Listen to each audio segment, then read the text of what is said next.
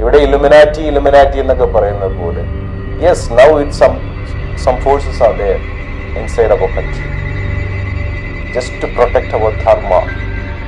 V need to do lot of things. ಅದು ಇಲ್ಲಿ ಇದು ಸಾದಾ ಜನಗಳಿಗೆ ಅದು ಏನಂತ ಗೊತ್ತಾಗಲ್ಲ.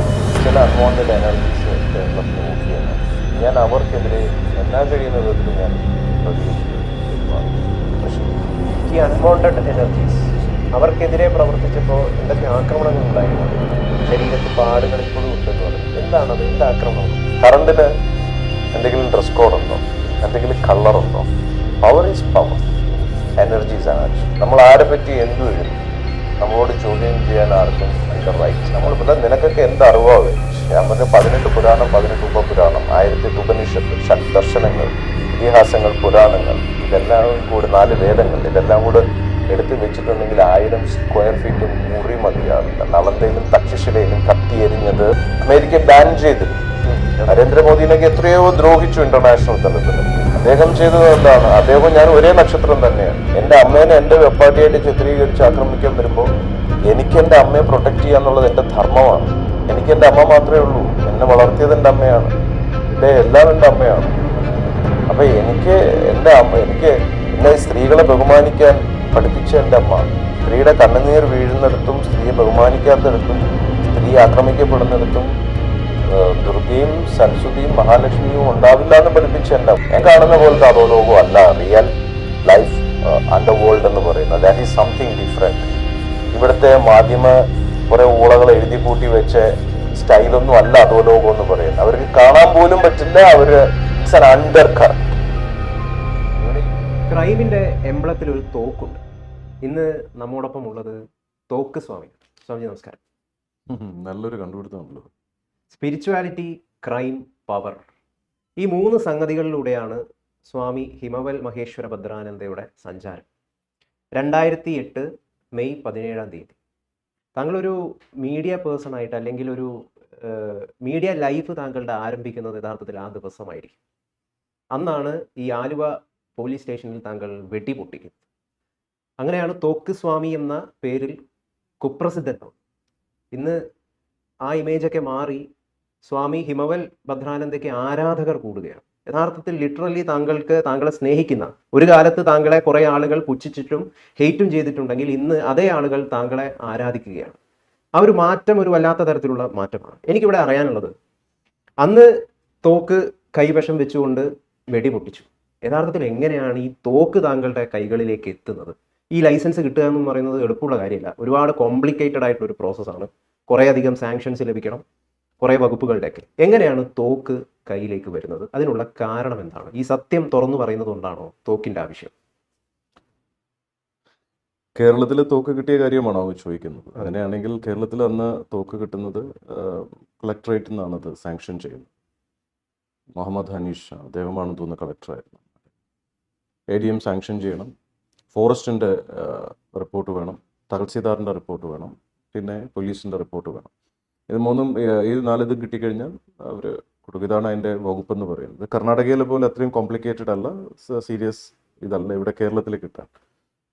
പക്ഷെ അന്ന് എനിക്ക് പോലീസിൻ്റെ ഭാഗത്തു നിന്ന് എനിക്കിത് കിട്ടിയിരുന്നില്ല. കാരണം അന്നത്തെ ഉദ്യോഗസ്ഥനായിരുന്ന വേണു എന്ന് പറയുന്ന ആളുണ്ടായിരുന്നു. അദ്ദേഹം ഒരു 25,000 രൂപ കൈക്കൂലി എന്നോട് ചോദിച്ചു.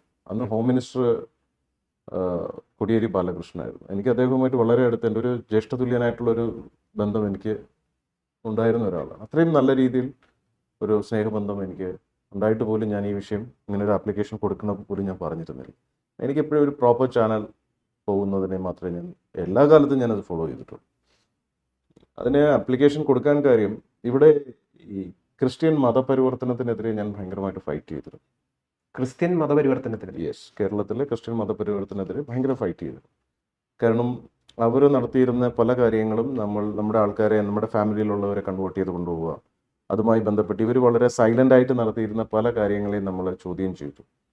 ഇവരെന്താ ചെയ്തതെന്ന് വെച്ച് കഴിഞ്ഞാൽ, ഇവർ മറ്റ് തീവ്രവാദികളെ പോലെ നേരിട്ട് വന്ന് അറ്റാക്ക് ചെയ്യുന്ന ഒരു ശീലം ഇവർക്ക് കുറവാണെങ്കിലും, കൊച്ചുകടവന്ത്രയിൽ ഞാൻ താമസിക്കുന്ന സ്ഥലത്ത് എൻ്റെ അമ്മയും എൻ്റെ കൂടെയുള്ള വീട്ടിൽ പണിക്ക് നിൽക്കുന്നവരെല്ലാവരെയും കൂടെ മുറിയിൽ ഒരു പൂട്ടിയിട്ടു. ദിവസം ഒരു 250ഓളം ആൾക്കാർക്ക് ഭക്ഷണം കൊടുക്കുന്ന ഒരു പ്രോസസ്സ് ഉണ്ടായിരുന്നു. ആ ഒരു പ്രോഗ്രാം, ആ 250 പേർക്ക് ഭക്ഷണം കൊടുക്കുന്ന ആ പരിപാടിയെ ഇവർ തടയാൻ വേണ്ടിയിട്ട് വീട്ടിനകത്ത് അരി വെച്ചുകൊണ്ടിരിക്കുന്നതിന് മണ്ണ് വാരിയിട്ട് വരും. ഒരുപാട് ഉപദ്രവങ്ങളുണ്ടാക്കി.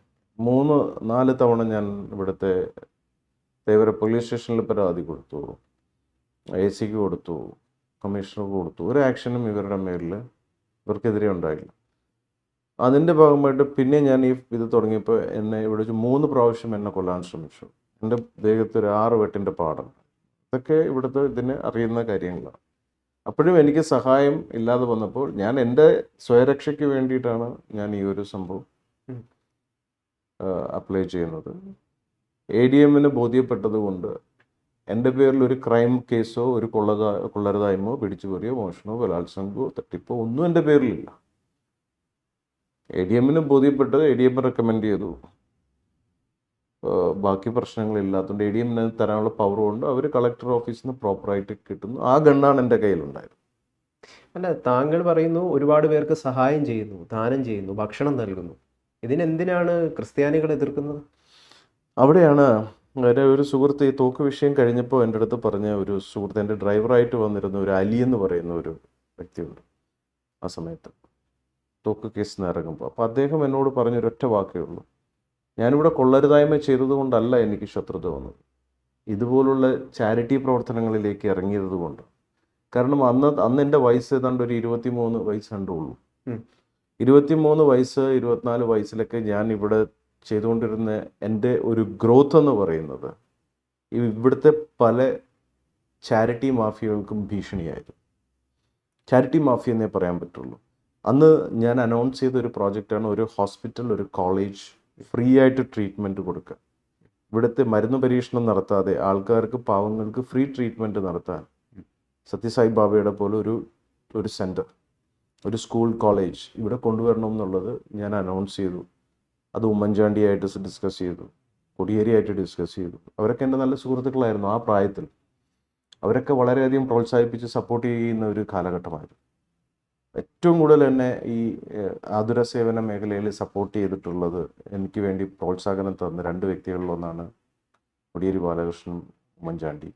അതെനിക്ക് മറക്കാൻ പറ്റാത്ത, എൻ്റെ ഏറ്റവും നല്ല സുഹൃത്തുക്കളാവാനുള്ള കാരണങ്ങളും അതൊക്കെ തന്നെയാണ്. ഉമ്മൻചാണ്ടി ഏറ്റവും അടുത്ത സുഹൃത്താണ്. ഉമ്മൻചാണ്ടി എൻ്റെ ഏറ്റവും നല്ല, ഇവരെല്ലാം കാരണം എന്നെ ഉമ്മൻചാണ്ടിയാണ് കോടിയേരി ബാലകൃഷ്ണൻ എനിക്ക് പരിചയപ്പെടുത്തി തരാം. ഉമ്മൻചാണ്ടിയുടെ കാലൊടിയുമെന്നുള്ള എൻ്റെ ഒരു പ്രഡിക്ഷൻ പറഞ്ഞു. അത് സത്യമായി.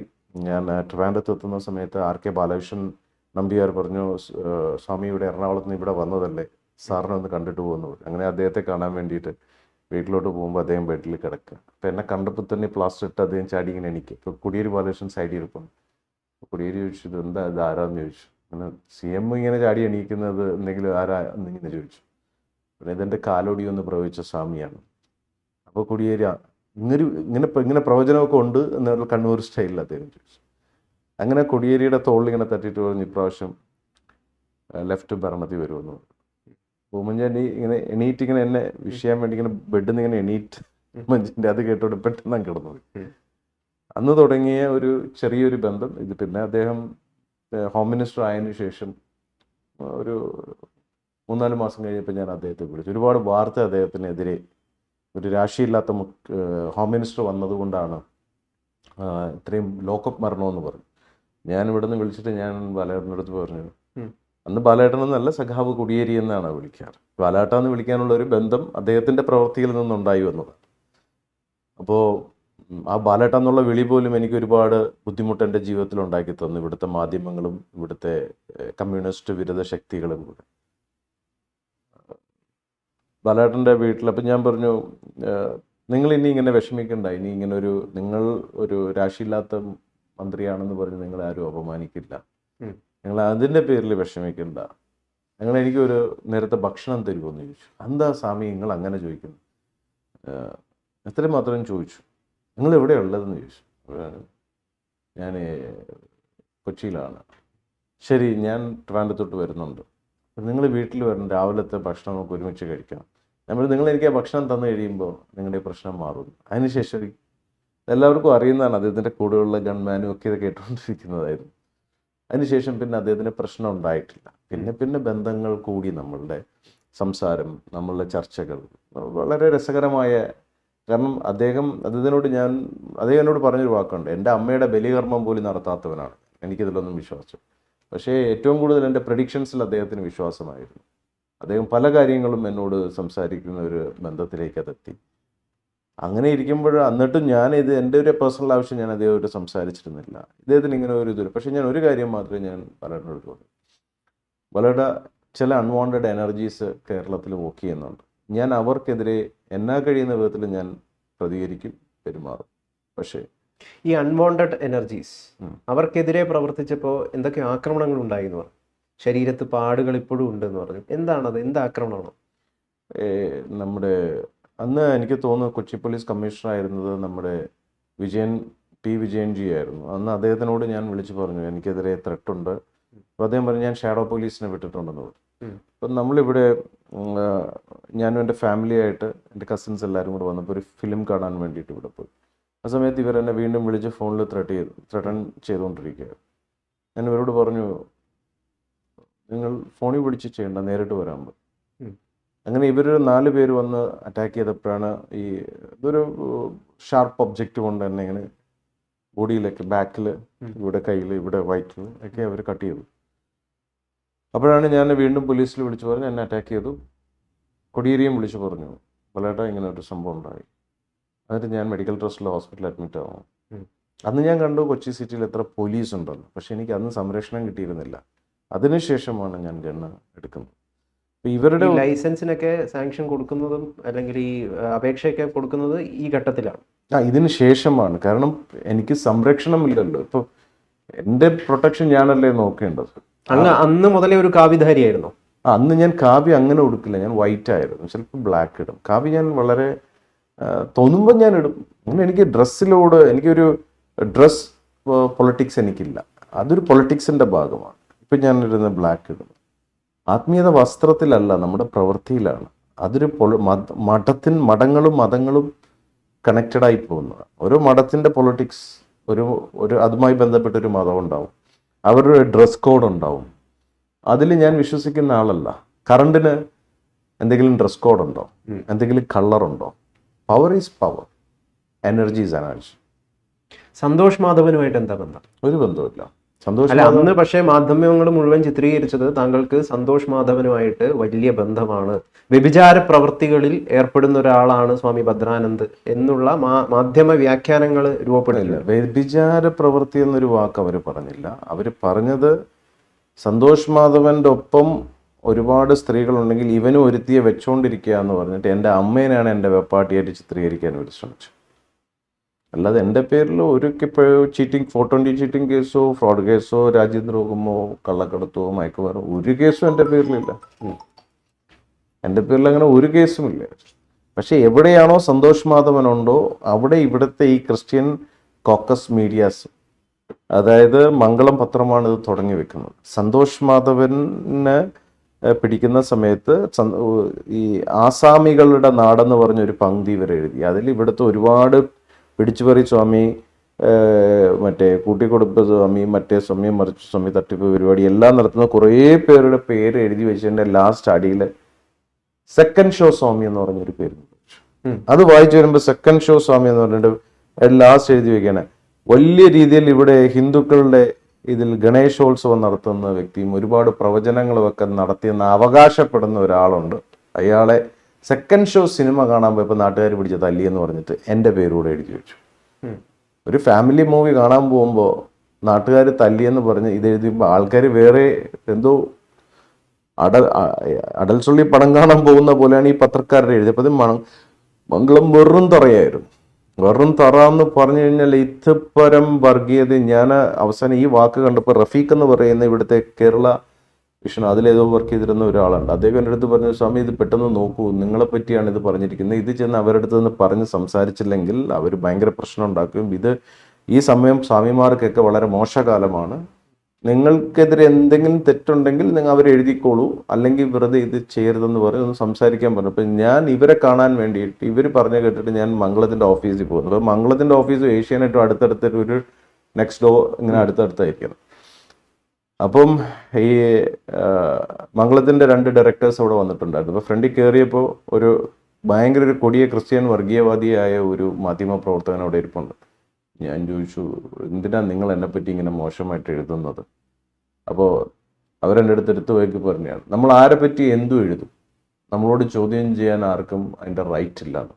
ഞാൻ പറയും, എന്നെപ്പറ്റി ഒരു വാർത്ത വന്നു, അടിസ്ഥാനരഹിതമായ വാർത്തയാണ്, അതുകൊണ്ട് ഞാൻ ഇവിടെ വന്നു, അത് ചോദിക്കേണ്ട ഇതെനിക്കുണ്ട്, നിങ്ങൾ എന്നെ ആൻസർ തരണം. ഇവിടുന്ന് 2 ഡയറക്ടേഴ്സ് മംഗളത്തിൻ്റെ വന്നിട്ടുണ്ടെന്ന് പറഞ്ഞിട്ടാണ് ഞാൻ വന്നതെന്നുള്ളത്. അപ്പോൾ ഇവർ പറഞ്ഞു, തനിക്കൊക്കെ എന്തിൻ്റെ കഴപ്പാടോ, കാവ്യ വേഷം ഇട്ടിട്ട് നിന്നെപ്പോലുള്ള കുറേ സ്വാമിമാരിവിടെ ഉണ്ടല്ലോ, ആൾക്കാരെ പറ്റിച്ച് നടക്കുന്നതെന്ന് പറഞ്ഞിട്ട് ഇയാൾ നമ്മളുടെ സംസ്കാരത്തെ വളരെ മോശമായിട്ട് സംസ്കാരത്തെ സംസാരിച്ചു. അതിൽ കയറിയപ്പോൾ എനിക്ക് ട്രിഗറായി. ഞാൻ പറഞ്ഞു, 14,600 പ്രാവശ്യം തിരുത്തിയ ബൈബിളും വെച്ചിട്ടാണോ നീ നമ്മളടുത്ത് ഇങ്ങോട്ട് ഉണ്ടാക്കുന്നതെന്ന് ചോദിച്ചു. ഇതിൽ നിനക്ക് ഇത്രയും മാത്രം പറയാൻ നിനക്ക് എന്ത് അധികാരമുള്ളത്? യേശുക്രിസ്തുവിനൊക്കെ അംഗീകരിക്കുന്നുണ്ട് നമ്മൾ, പക്ഷേ ഈ ബിഷപ്പുമാരും യുവന്മാരും കാണിക്കുന്നതും ഇവിടുത്തെ മതപരിവർത്തനവും ഈ നാടിനെ ഇത്രയും രീതിയിൽ കുട്ടിച്ചോറാക്കിയിട്ട് ഇവിടുത്തെ മൺറോ കേണലിൻ്റെ സഹായത്തോടു കൂടി ഇവിടുത്തെ അമ്പലങ്ങളെല്ലാം നിങ്ങൾ തട്ടിയെടുത്തു, ഹിന്ദുക്കളുടെ സ്വത്തുക്കൾ തട്ടിയെടുത്തു. ഈ ബ്രിട്ടീഷുകാർ ഇവിടെ വന്നപ്പോൾ ഇതെല്ലാം ചെയ്തു. എന്നിട്ട് നിങ്ങൾക്ക്, അതായത് എല്ലാ ദ്രോഹവും ചെയ്തിട്ട് ഇപ്പോഴും നിങ്ങളുടെ കുഴപ്പം മാറിയിട്ടില്ല. ഹിന്ദുക്കളെ കംപ്ലീറ്റ് എവിടെ കണ്ടാലും അപമാനിക്കുക എന്നുള്ള നിങ്ങളുടെ ഒരു ട്രെൻഡാണ്. അതിന് സന്തോഷ് മാധവൻ തെറ്റ് കാണിച്ചിട്ടുണ്ടെങ്കിൽ അവനെ പറയണം, ബാക്കി നമ്മൾ പോലെ നിനക്കൊക്കെ എന്ത് അറിവാണുള്ളത്? ഞാൻ പറഞ്ഞു, 18 പുരാണം, 18 ഉപപുരാണം, 1008 ഉപനിഷത്ത്, ഷഡ്ദർശനങ്ങൾ, ഇതിഹാസങ്ങൾ, പുരാണങ്ങൾ, ഇതെല്ലാം കൂടെ 4 വേദങ്ങൾ, ഇതെല്ലാം കൂടെ എടുത്ത് വെച്ചിട്ടുണ്ടെങ്കിൽ 1000 സ്ക്വയർ ഫീറ്റ് മുറി മതിയാവില്ല. നളന്തയിലും തക്ഷശിലയിലും കത്തിയെരിഞ്ഞത്, നിങ്ങൾ കത്തിച്ചത്, നിങ്ങളുടെ അന്നത്തെ വിദേശികൾ വന്ന് കത്തിച്ചത്, എത്രയോ നാളുകളിൽ നിന്ന് കത്തിയ അറിവുകളുടെ ഗ്രന്ഥങ്ങൾ നമ്മൾക്കുള്ളതാണ്. ഋഷിവര്യന്മാരുടെ ആ പരമ്പര പിന്തുടരുന്ന നമ്മളെ അപമാനിക്കാൻ നീയൊന്നും ആയിട്ടില്ല എന്ന് പറഞ്ഞു. തന്നെ കാണിച്ചു തരാമെന്ന് പറഞ്ഞു. ഞാൻ പറഞ്ഞു, നീയൊക്കെ എന്ത് വേണോ കാണിച്ചോടെ എന്ന് പറഞ്ഞിട്ട് ഞാൻ ഇറങ്ങി അങ്ങ് പോകുന്നു. അപ്പോൾ ഞാൻ അവിടെ ചെല്ലുന്ന വണ്ടി കർമ്മ SOS എന്ന് പറഞ്ഞിട്ട് ആദ്യത്തെ SOS, അതായത് സേവ് അവർ സോൾ എന്ന് പറയുന്ന ആപത്ത് ഘട്ടങ്ങളിൽ ആൾക്കാരെ സഹായിക്കാൻ വേണ്ടിയിട്ട് സ്പെഷ്യൽ സാങ്ഷനിൽ ഇറക്കിയ വണ്ടിയാണ്. അതിനകത്ത് റെഡ് ലൈറ്റ് ഉണ്ട്, SOS എന്ന് ബാക്കിലും സൈഡിലും എല്ലാം എഴുതി, ക്രോസ് ഒക്കെ ഇട്ട്, അകത്ത് ഓക്സിജൻ സിലിണ്ടർ എല്ലാം ഉള്ള റോപ്പ് ഫെസിലിറ്റീസ് എല്ലാം ഉള്ള വണ്ടിയാണ്. ഇവർ വന്നിട്ട് അതിൻ്റെ 2 ക്ലിക്ക് എടുത്തിട്ട്, അവിടെ ക്യാമറാമാൻ ഓടി വന്ന് ക്ലിക്ക് എടുത്തിട്ട് അകത്ത് പോയി. അടുത്ത ദിവസം പത്രത്തിൽ ഫ്രണ്ട് പേജിൽ വരെയാണ്, ഹിമവൽ മഹേശ്വര ഭദ്രാനന്ദ മംഗളം ഓഫീസ് ആക്രമിച്ചു. ചുമന്ന ലൈറ്റുള്ള ബീഗൺ ലൈറ്റുള്ള കാറിൽ വന്നാണ് മന്ത്രിമാരെയും ജഡ്ജിമാരെയും പോലുള്ള ഇതിലാണ് വന്ന് ആക്രമിച്ചത്. കർമ്മയുടെ 505 വണ്ടിയിലാണ് വന്നതാണ്. SOSനെ ഇവർ 505 ആക്കി. മാധ്യമ മാനിപ്പുലേഷൻ ഞാൻ ആദ്യം കാണുന്നത്. കർമ്മയുടെ SOSനെ കർമ്മയുടെ 505 വണ്ടിയാക്കി മംഗളം. ചുവന്ന ലൈറ്റ്, അന്ന് ആംബുലൻസിനൊക്കെ ചുമന്ന ലൈറ്റായിരുന്നു. ഇത് ആംബുലൻസ് ആണെന്ന് ഇവർ പറഞ്ഞിട്ടില്ല. അങ്ങനെയാണെങ്കിൽ ഇത് ഇഷ്യൂ ആവില്ലായിരുന്നു. ഇവരപ്പം തന്നെ പോലീസിൽ വിളിച്ച് പറയുകയും ചെയ്തു. അങ്ങനെ പോലീസുകാർ എന്നെ വിളിച്ചിട്ട് ചോദിച്ചു, സ്വാമി മംഗളം ഓഫീസിൽ എന്തെങ്കിലും പ്രശ്നമുണ്ടോ? ഞാൻ പറഞ്ഞു, ഞാൻ അവിടെ പോയിട്ട് എന്നെ പറ്റി ഒരു വാർത്ത എഴുതി ചോദിച്ചു. അല്ല, അവന്മാർ ഇവിടെ ഒരു വ്യാജ പരാതി കൊണ്ടുവന്ന് അവരുടെ ഓഫീസിൽ തല്ലി തകർത്തു. നമ്മളവിടെ ചെന്ന് നോക്കിയപ്പോൾ ഒന്നുമില്ലാന്ന് മനസ്സിലായി. ഞാൻ പറഞ്ഞു, എന്തെങ്കിലും ഉണ്ടെങ്കിൽ ഞാൻ അങ്ങോട്ട് വരാമെന്ന്. ഒരു കുഴപ്പമില്ല, അങ്ങോട്ട് വരേണ്ട ആവശ്യമില്ല, ഇത് തട്ടിപ്പ് ഒരു പരാതിയാണെന്നും ബോധ്യപ്പെട്ടു. ഇവര് ആണ് പിന്നെ ഇവരുടെ കൂട്ടന്മാർ കുറേ പേരുണ്ടല്ലോ, ഈ മാധ്യമ കൂട്ടുകാർ. അന്നത്തെ ഈ ഒരു ഗ്ലാസ് കളർ ചാരായത്തിനും വേണ്ടി ആരെപ്പറ്റിയും എന്തു എഴുതുന്ന ഒരു ട്രെൻഡായിരുന്നു. ഇന്നത്തെ പോലെ സോഷ്യൽ മീഡിയ അന്ന് ട്രെൻഡല്ല. ഇവരങ്ങോട്ട് എവിടെ സന്തോഷ് മാധവനുണ്ടോ ഇവരുടെ ദേഷ്യം അങ്ങോട്ട് എന്നോട് ഇങ്ങനെ തീർക്കാൻ തുടങ്ങി. എഴുതിയതും അത് കഴിഞ്ഞിട്ട് ഇവരും സന്തോഷ് മാധവനെ അങ്ങ് വെറുക്കുന്നു. ഏതാ സന്തോഷ് മാധവനെ അങ്ങ് വെറുക്കുന്നു? 100%. ഞാൻ സന്തോഷ് മാധവനെ തല്ലാൻ വേണ്ടിയിട്ട് ഈ സെൻട്രൽ പോലീസ് സ്റ്റേഷനിൽ കയറി അവനെ കൊങ്ങയ്ക്ക് പിടിച്ചിട്ട് അടിക്കാൻ പോയപ്പോൾ അന്ന് ഷെൽബിയും ഈ വേണുവും ഒക്കെ ആയിരുന്നു അവിടെ ഉണ്ടായിരുന്ന, ഫ്രാൻസിസ് ഷെൽബിയൊക്കെ ആയിരുന്നു. അവർ കയറി പിടിച്ചുകൊണ്ടാണ് അടിക്കാതെ പോയത്. കാരണം അവൻ കാരണമാണ് ഈ നമ്മുടെ ഈ ഹൈന്ദവ സംസ്കാരത്തിന് ഇന്ന് ഈ തന്ത്രി കാണിച്ച് ശബരിമല തന്ത്രി രാജീവർ ചെയ്തതിനേക്കാളും വളരെ വേറൊരു രീതിയിലുള്ള ചീത്തപ്പേരായിരുന്നു. രാജീവ് മോഷണത്തിന്റെ ഇതിലും തട്ടിപ്പുമാണ്, അയാളും ഇത് തന്നെയാണ്, പക്ഷെ വേറൊരു രീതിയിലായിരുന്നു. ഇവർ ഈ സമൂഹത്തിൽ ഇവരെ പോലുള്ള ആൾക്കാർ വളരെ മോശമായിട്ട് എത്രത്തോളം ഹിന്ദുക്കളെ അപമാനിക്കാൻ പറ്റുമോ, ഹിന്ദു കൾച്ചറിനെ ഇല്ലാണ്ടാക്കാൻ പറ്റുമോ, അത് ഏറ്റവും കൂടുതൽ ഹൈലൈറ്റ് ചെയ്യുക എന്നുള്ളത് ഇവിടുത്തെ മീഡിയാസിന്റെ ഒരു താല്പര്യമായിരുന്നു. കാരണം ഒന്ന്, ഹിന്ദു വിരുദ്ധ മാധ്യമങ്ങളാണ് കേരളത്തിൽ അന്ന് ബഹുഭൂരിപക്ഷം ഉണ്ടായിരുന്നത്. അതിന്റെ കൂട്ടത്തിൽ പണ്ടേ ദുർബല പോരാഞ്ഞ് ഗർഭിണി എന്ന് പറഞ്ഞ പോലെ അത്രയും വെറുപ്പും വിദ്വേഷവും വർഗീയതയും ഒരു സൈഡിൽ, ഇപ്പം നമ്മളെപ്പോലുള്ള ആൾക്കാരെ മാക്സിമം പോർട്രേ ചെയ്ത് മോശമാക്കി കഴിഞ്ഞു കഴിഞ്ഞാൽ അത് ഹിന്ദുവിന് ഒരു ക്ഷീണം ഉണ്ടാക്കുക എന്നുള്ളതാണ്. കാരണം ഫോർഡിന്റെ കമ്പനിയുടെ ഡയറക്ടർ മീൻസ് അതിൻ്റെ മുതലാളി പോലും ഹിന്ദു മതം സ്വീകരിച്ചതിന് ശേഷം അമേരിക്ക പോലുള്ള രാഷ്ട്രങ്ങളിൽ നമ്മളുടെ സംസ്കാരത്തിലേക്ക് ആൾക്കാർ ഇതിൽ നിന്ന് പഠിച്ച് മനസ്സിലാക്കി അതിലോട്ട് പോകുമ്പോൾ അവരുടെ മതത്തിൽ നിന്ന് നമ്മുടെ സംസ്കാരത്തിലേക്ക് വരുന്നത് തടയുക, ഇന്ത്യയിലെ ആത്മീയതയെല്ലാം തട്ടിപ്പാണെന്ന് വരുത്തി തീർക്കുക, ഇവിടെ ഉള്ളവരെല്ലാം കഴിവുകെട്ടവരാണെന്ന് ഇതാക്കുക എന്നുള്ളത് ഇവരുടെ ഒരു ഇതായിരുന്നു. അതിന്റെ ഭാഗമായിരുന്നല്ലോ നരേന്ദ്രമോദിയെ പോലും അമേരിക്ക ബാൻ ചെയ്തിരുന്നു. നരേന്ദ്രമോദിനെയൊക്കെ എത്രയോ ദ്രോഹിച്ചു ഇന്റർനാഷണൽ തലത്തിൽ. അദ്ദേഹം ചെയ്തത് എന്താണ്? അദ്ദേഹവും ഞാൻ ഒരേ നക്ഷത്രം തന്നെയാണ്. അദ്ദേഹവും ഒരുപാട് അനുഭവിച്ചു, ഞാനും ഒരുപാട് അനുഭവിച്ചു. അദ്ദേഹത്തിനെ പുറത്തുനിന്ന് അടിച്ചു, അകത്തുനിന്ന് സംഘടനയുടെ അകത്തുള്ളവരും അദ്ദേഹത്തിനെ ആക്രമിച്ചു. അതുപോലെ ഞാനും പലതും ഫേസ് ചെയ്തിട്ടുണ്ട്. ഇതൊക്കെ ഒരുപക്ഷെ ജാതകത്തിന്റെ പ്രത്യേകത കൊണ്ടാണോ എന്ന് അറിയത്തില്ല. പക്ഷെ അങ്ങനത്തെ അടിയും ഇതുമൊക്കെയാണ് നമ്മളെ വീണ്ടും വീണ്ടും പ്രാപ്തരാക്കിയത്. പല കാര്യങ്ങൾ ഈ സമുദായത്തിനും ഈ സമൂഹത്തിനും വേണ്ടി എന്തോ നമ്മളെ ചെയ്യാനും ചെയ്യിപ്പിക്കാനും വേണ്ടിയിട്ട് ഒരു തീരുമാനം മേളിലത്തെ ശക്തിക്കുണ്ട്. അന്ന് അങ്ങനെ ഒരു പ്രശ്നം ഉണ്ടായില്ലായിരുന്നെങ്കിൽ ഇന്ന് എനിക്ക് നിങ്ങളുടെ മുന്നിൽ ഇങ്ങനെ ഇരിക്കാൻ പറ്റില്ലായിരുന്നു. ഇന്ന് നമ്മൾക്ക് പലവരെയും സഹായിക്കാൻ സാധിക്കില്ലായിരുന്നു. ഒരു വീട് പോലും സ്വാമിജി തന്നെ പറഞ്ഞിട്ടുണ്ട്, ഒരു വീട് പോലും കിട്ടാത്ത അവസ്ഥയിലേക്ക് വരെ, അതായത് കേരളത്തിൽ താങ്കൾ ജീവിക്കരുത്, ജീവിക്കാൻ പറ്റാത്ത അവസ്ഥയിലേക്ക് ഇത്തരത്തിലുള്ള അൺവാണ്ടഡ് എനർജീസ് മാറ്റി തീർത്തു എന്ന് പറഞ്ഞിട്ടുണ്ട്. ഇപ്പോൾ ഈ 2008 മെയ് 17 ശരിക്കും യഥാർത്ഥത്തിൽ സ്വാമിജി മരണപ്പെടേണ്ടതായി. കാരണം മാധ്യമങ്ങൾ അന്ന് എഴുതിയത് എന്താണ്? അങ്ങ് ആത്മഹത്യ ചെയ്യാൻ ശ്രമിച്ചിരിക്കുന്നു. ഇത് ഇപ്പോഴും വിഷ്വലുണ്ട്, നമുക്ക് ലഭിക്കും. ഒരു തോക്ക് ഇങ്ങനെ കയ്യിൽ വെച്ചുകൊണ്ട് ഇങ്ങനെ തലയ്ക്ക് ചൂണ്ടിക്കൊണ്ട്. അപ്പം അങ്ങ് ശരിക്കും ആത്മഹത്യ ചെയ്യാൻ അന്ന് ശ്രമിച്ചോ? അതായത് ഇങ്ങനത്തെ കസാരയിൽ ഇരുന്ന് സംസാരിക്കുകയായിരുന്നു. ആ കസാരയിൽ ഇരുന്ന് ഞാൻ ഇങ്ങനെ കൈ വെച്ചിട്ട് ഇങ്ങനെ തട്ടിയിരിക്കുന്ന ഈ ഒരു ഷോട്ടുണ്ട്. പോലീസ് സ്റ്റേഷനകത്തിരുന്ന് തട്ടിയിട്ട് കാലെടുത്ത് വേറൊരു കസാരയിൽ ഇങ്ങനെ കാല് കഴിച്ചപ്പോൾ ഇങ്ങനെ വെച്ചിട്ട് ഞാൻ ഇങ്ങനെ തട്ടിയിരിക്കുന്ന ഒരു ഷോട്ട്. രണ്ടാമത്തെ ഷോട്ട് എന്ന് പറയുന്നത് ഞാൻ ഇങ്ങനെ ഇത് ആൾക്കാർ കാണേണ്ട ഒരു സന്നി കൈത ഇങ്ങനെ വെച്ചപ്പോൾ തോക്ക് ഇങ്ങനെ ഇരിപ്പുണ്ട്. ഇങ്ങനെ പിടിച്ചിട്ട് ഞാൻ ഇങ്ങനെ ഇരിക്കുമ്പോൾ ഒരു പോലീസുകാരൻ എൻ്റെ അടുത്ത് വന്ന് പറഞ്ഞു, സ്വാമി തോക്ക് മാറ്റിപ്പിടി, ഫ്രണ്ടിൽ പത്രക്കാരെ നിൽക്കുകയാണ്, അവന്മാരെ ചൂണ്ടിയെന്ന് പറഞ്ഞ് അടുത്ത കേസാവും, അതുകൊണ്ട് തോക്ക് മാറ്റിപ്പിടിയെന്ന് അങ്ങനെ പോലീസുകാരൻ പറഞ്ഞപ്പോഴാണ് ഞാൻ തോക്ക് ഇങ്ങനെ പിടിച്ചുകൊണ്ടിരുന്നത് കുറച്ചേരം. പിന്നെ ഇങ്ങനെ ഈ 2 ഷോട്ട് വെച്ചിട്ടാണ് ആത്മഹത്യക്കുള്ള പടം അവർ ഫ്രെയിം ചെയ്യുന്നത്. എന്നാൽ ഈ ആത്മഹത്യ ചെയ്യാൻ പോകുന്നു 309 എന്നുള്ള വ്യാജ വാർത്ത ഇറക്കുന്നത് ലേബി സജീന്ദ്രനാണ്. എൻ്റെ വീട്ടിൻ്റെ ഫ്രണ്ടിൽ 65-70ഓളം വരുന്ന അന്നത്തെ NDF, ഇന്നത്തെ SDPIക്കാർ, NDFകാരും കുറേ കമ്മ്യൂണിസ്റ്റ് പ്രവർത്തകരും കൂടെ ആക്രമിക്കാൻ വരുമ്പോൾ ഞാൻ എൻ്റെ വീടല്ല, ഞാൻ താമസിച്ചിരുന്ന ആ വീട്ടിൻ്റെ ഫ്രണ്ടിൽ വരുമ്പോൾ ഞാൻ അവരെ ചേസ് ചെയ്യാൻ വേണ്ടിയിട്ടാണ് തോക്കുമായിട്ട് പുറത്തിറങ്ങുന്നത്. അവരെൻ്റെ വീട്ടിൻ്റെ അവിടെ വന്ന് സംസാരിക്കുന്ന വാക്കെന്തെന്ന് പറഞ്ഞാൽ, സന്തോഷ് മാധവൻ്റെ കൂടെ കുറേ സ്ത്രീകളുണ്ട്, നീ ഒരുത്തിയെ വെച്ചുകൊണ്ടിരിക്കുകയല്ലടാ, ഇറക്കി വിടടാ അവളെ എന്ന് പറഞ്ഞ് എന്നെ വിട്ട് എൻ്റെ പെറ്റമ്മേനെ എൻ്റെ വെപ്പാട്ടിയായിട്ട് ചിത്രീകരിച്ചു. ഇവർ എൻ്റെ കൂടെ നിന്ന എൻ്റെ അമ്മയാണ്. എൻ്റെ അമ്മേനെ എൻ്റെ വെപ്പാട്ടിയായിട്ട് ചിത്രീകരിച്ച് ആക്രമിക്കാൻ വരുമ്പോൾ എനിക്ക് എൻ്റെ അമ്മയെ പ്രൊട്ടക്റ്റ് ചെയ്യുക എന്നുള്ളത് എൻ്റെ ധർമ്മമാണ്. എനിക്ക് എൻ്റെ അമ്മ മാത്രമേ ഉള്ളൂ. എന്നെ വളർത്തിയത് എൻ്റെ അമ്മയാണ്, എല്ലാം എൻ്റെ അമ്മയാണ്. അപ്പം എന്നെ സ്ത്രീകളെ ബഹുമാനിക്കാൻ പഠിപ്പിച്ച എൻ്റെ അമ്മ, സ്ത്രീയുടെ കണ്ണുനീർ വീഴുന്നിടത്തും സ്ത്രീയെ ബഹുമാനിക്കാത്തിടത്തും സ്ത്രീ ആക്രമിക്കപ്പെടുന്നിടത്തും ദുർഗയും സരസ്വതിയും മഹാലക്ഷ്മിയും ഉണ്ടാവില്ല എന്ന് പഠിപ്പിച്ച എൻ്റെ അമ്മ. എൻ്റെ അമ്മ ഹോമിയോ ഡോക്ടറായ എൻ്റെ അമ്മേനെ ഇവർ കിച്ചൺ സൂപ്പർവൈസറാക്കി. എഞ്ചിനീയറിംഗ് പഠിക്കാൻ പോയി എന്നെ ഹോട്ടൽ മാനേജ്മെൻറ്റ് പഠിക്കാൻ പോയവനെന്നാക്കി ഇവർ. ഈ മാധ്യമങ്ങൾ എഴുതി എന്തെല്ലാം പിടക്ക് എഴുതിയിട്ട് അവസാനം രാത്രി എനിക്കൊരു കോള് വരികയാണ്, സ്വാമിയുടെ കൂടെ ഉള്ളത് ആരാണെന്ന് ചോദിച്ചിട്ട് ഒരു പത്രപ്രവർത്തകൻ വിളിച്ചു. ഞാൻ പറഞ്ഞു എൻ്റെ കൂടെയുള്ള എൻ്റെ അമ്മയാണ്. ഉറപ്പാണോ എന്ന് ചോദിച്ചു. ഇത് ഇങ്ങനെ ഇവന്മാരൊരു സാധനം ബ്രേക്ക് ചെയ്യാൻ പോവാണ്, അത് എത്രയും പെട്ടെന്ന് നിർത്തണം, മാതൃഭൂമിയാണ് ഇവന്മാരിത് ചെയ്യുന്നതെന്നും കൂടെ പറഞ്ഞു. ഒരു രാത്രി മൊത്തവും ഞാൻ ഈ വാർത്തയുടെ വിവരം കേട്ട് ഞാൻ ഉറങ്ങാതെ സോഫയിൽ ഇരിക്കുകയാണ്. ഒരു 24 വയസ്സുകാരനായ ഒരു പയ്യൻ്റെ മാനസികാവസ്ഥ എന്തായിരിക്കുമെന്ന് ഓർക്കണം. ഈ കേരളത്തിലെ മാധ്യമ ഇത്രയും മൃഗീയമായ പല പദങ്ങൾ ഇവർക്കെതിരെ ഉപയോഗിക്കണം എന്നുണ്ട്. പണ്ട് ഞാൻ ഉപയോഗിച്ചിരുന്നു, ഇപ്പം ഞാൻ ആ വാക്കുകൾ ഉപയോഗിക്കുന്നില്ല. സമൂഹം അവർക്കെതിരെ ആ പദങ്ങൾ ഉപയോഗിക്കുന്നുണ്ട്. ഇവർ എഴുതി കൂട്ടിയ ഈ കഥ, ഇവർ രചിച്ച, ഇവർ എത്ര ക്രിയേറ്റീവായിട്ടാണ് ഒരാളെ ഇല്ലാണ്ടാക്കുന്നത്. അതായത് ഒരു ഹോട്ടലിൽ ചെന്ന് നമ്മൾ ഭക്ഷണം കഴിക്കുമ്പോൾ നല്ല രുചിയുള്ള ഭക്ഷണമാണെങ്കിൽ ഇവർ പറയുന്നത് അവിടെ കൊടുക്കുന്ന വ്യാജ ഭക്ഷണമാണെന്ന് പറഞ്ഞാൽ ആരെങ്കിലും പോയി കഴിച്ച് പരീക്ഷിക്കാൻ നോക്കും.